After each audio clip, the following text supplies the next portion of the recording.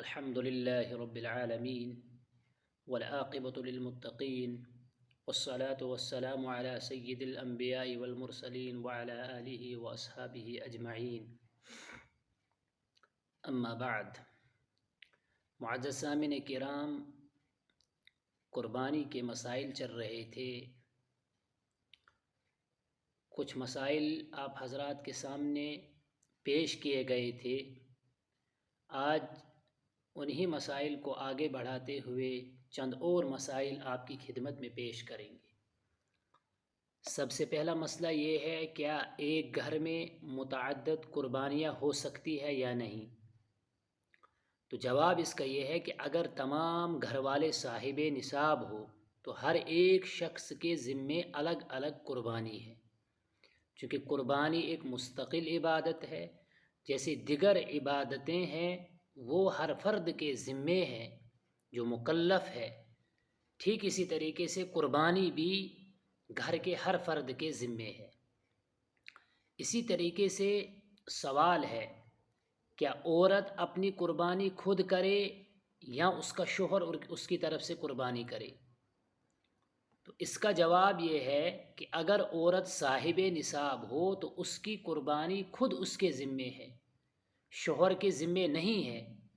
اگر شوہر اس کی جانب سے قربانی کرتا ہے تو یہ احسان اس کی طرف سے ہے، اگر کرے گا تو بہتر ہے، نہیں کرے گا تو شوہر پر کوئی زبردستی نہیں ہے. وسعت ہو تو کر سکتا ہے، ورنہ شوہر پر کوئی زبردستی نہیں ہے. اسی طرح سے سوال ہے، اگر ایک گھر میں کئی افراد ہو، مثلا 5 یا 6 بھائی ہے اور ان کا والد بھی حیات ہے، تمام کے تمام افراد کماتے ہیں، لیکن کمانے کے بعد وہ اپنا سارا کا سارا مال اپنے والد کے حوالے کرتے ہیں. اپنے پاس ان کو کچھ اتنی رقم نہیں ہوتی ہے کہ جو نصاب کی مقدار کو پہنچے. تو ایسے لوگوں کا کیا حکم ہے؟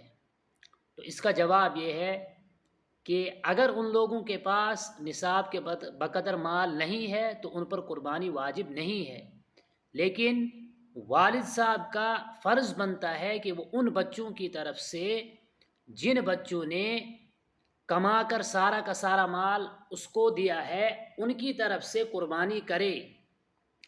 یہ والد صاحب کی ذمہ داری بنتی ہے کہ ان بچوں کی طرف سے قربانی کرے. اسی طریقے سے سوال ہے، کیا مقروض پر قربانی واجب ہے یا نہیں واجب ہے؟ تو اس کا جواب یہ ہے کہ اگر مقروض شخص قرض کی ادائیگی کے بعد اس کے پاس جو ساز و سامان بچتا ہے اس کی اگر مالیت نصاب کو پہنچتی ہے تو اس شخص پر قربانی واجب ہوگی. اور اگر کوئی شخص قرض لے کر بھی قربانی کرے اور یہ بات اس کو آسان ہو کہ میں آسانی کے ساتھ یہ قرض ادا کروں گا، تو ایسے شخص کے لیے بھی قربانی کرنا بہتر ہے. اسی طریقے سے کوئی شخص قربانی کرنے کا اہل تھا، اس پر قربانی واجب بھی تھی، لیکن ایام قربانی میں سستی اور کاہلی کی وجہ سے اس شخص نے قربانی نہیں کی، استطاعت کے باوجود قربانی نہیں کی. ایسے شخص کا حکم کیا ہے؟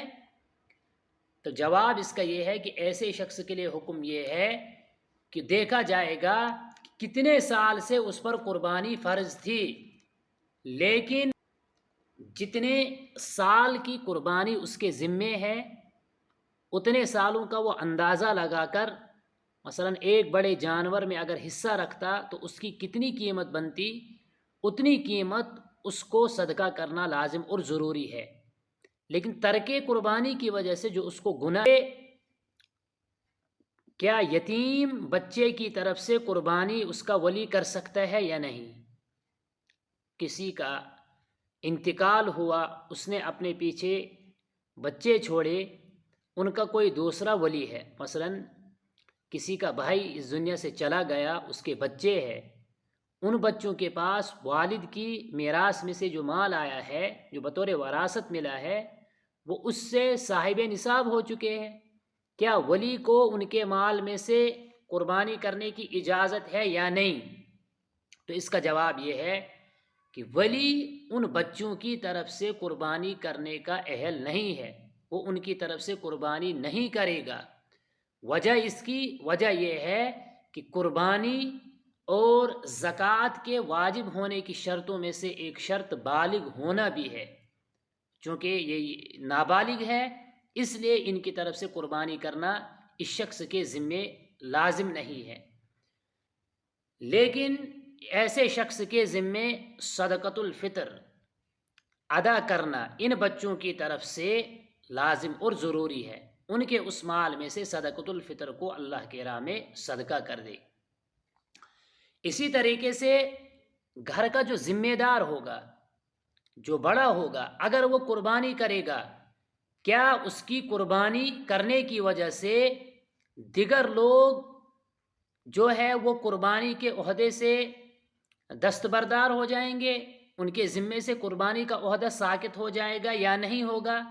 تو جواب اس کا یہ ہے، اگر گھر کے سربراہ اور اس کے جو ماتحت ہے سب پر قربانی لازم ہے، تو صرف ایک شخص کے قربانی کرنے کی وجہ سے گھر کے باقی لوگ اس سے بری نہیں ہو سکتے ہیں، بلکہ باقی لوگ جو ہے ان تمام لوگوں پر وہ فریضہ ویسا کا ویسا ہی رہے گا، اور ایام قربانی میں ان پر قربانی کرنا لازم اور ضروری ہے۔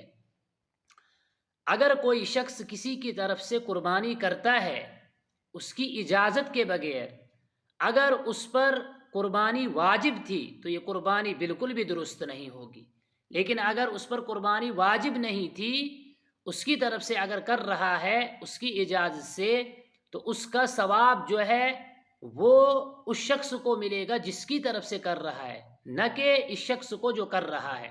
مثلا گھر کا بڑا اپنے گھر والوں میں سے کسی کی طرف سے قربانی کر رہا ہے تو اس کا ثواب اسی کو ملے گا جس کی طرف سے قربانی کر رہا ہے۔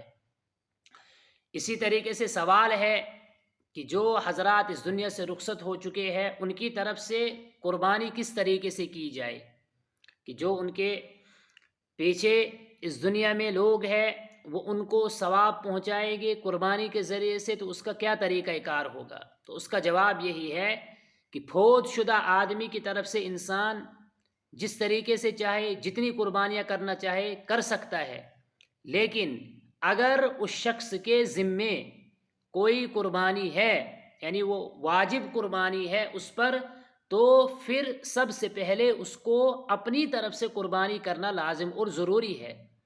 اگر اس کے ذمے واجب نہیں ہے تو پھر اپنی طرف سے اس کو قربانی کرنا لازم نہیں ہے، صرف والدین کی طرف سے یا رشتہ داروں جو مرحومین ہیں ان کی طرف سے قربانی کرنا چاہتا ہے تو قربانی کرنے کی اجازت ہے، اس میں کوئی حرج نہیں ہے۔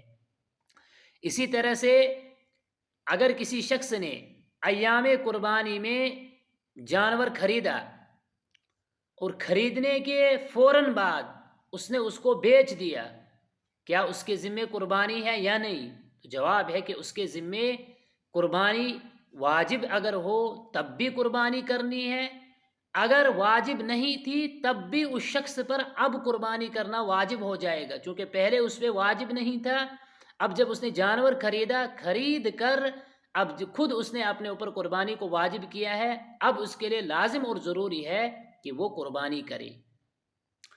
اسی طریقے سے ایام قربانی میں اگر جانور مہنگا ملتا ہو، کیا اس مہنگے پن کی وجہ سے، مہنگائی کی وجہ سے ترک قربانی درست ہے یا نہیں؟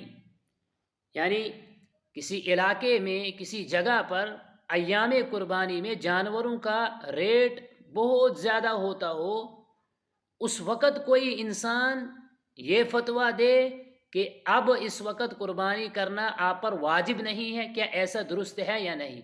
تو جواب ہے کہ کسی بھی صورت میں ایسا فتویٰ دینا یا ایسا حکم دینا کہ قربانی واجب نہیں ہے، یہ بالکل بھی درست نہیں ہے۔ چاہے جانوروں کا ریٹ بڑا ہو، چاہے جانوروں کا ریٹ کم ہو، کسی بھی صورت میں جس شخص پر قربانی واجب ہے اس سے قربانی کا وجوب ختم نہیں ہوگا، بلکہ اس پہ قربانی واجب ہی رہے گی۔ مہنگائی کی بات اپنی جگہ ہے، اس میں انسان کوئی دوسرا ہیلا کرے، اس میں انسان کوئی دوسری تدبیر کرے جس تدبیر کی وجہ سے اس ریٹ کو کم کیا جائے، وہ ان کے ثوابدید پر ہے کہ وہ اس بارے میں کیا کریں گے کیا نہیں کریں گے۔ لیکن قربانی جو واجب ہے، اس عذر کی بنا پر کوئی انسان کہے کہ اب میں نہیں کر سکتا ہوں، یہ بالکل بھی درست نہیں ہے، بلکہ برابر اس شخص پر قربانی واجب ہی رہے گی، چاہے ریٹ زیادہ ہو یا کم ہو، برابر قربانی اس پر واجب رہے گی۔ یہ چند مسائل تھے جو آپ حضرات کی خدمت میں پیش کیے۔ انشاءاللہ اس کے بعد آئندہ اور مسائل آتے رہیں گے جو آپ حضرات تک ہم پہنچائیں گے۔ اللہ رب العزت سے دعا ہے کہ اللہ رب العزت مجھ کو بھی اور آپ کو بھی صحیح کہنے اور اس پر عمل کرنے کی توفیق عطا فرمائے۔ آمین برحمتک یا ارحم الراحمین۔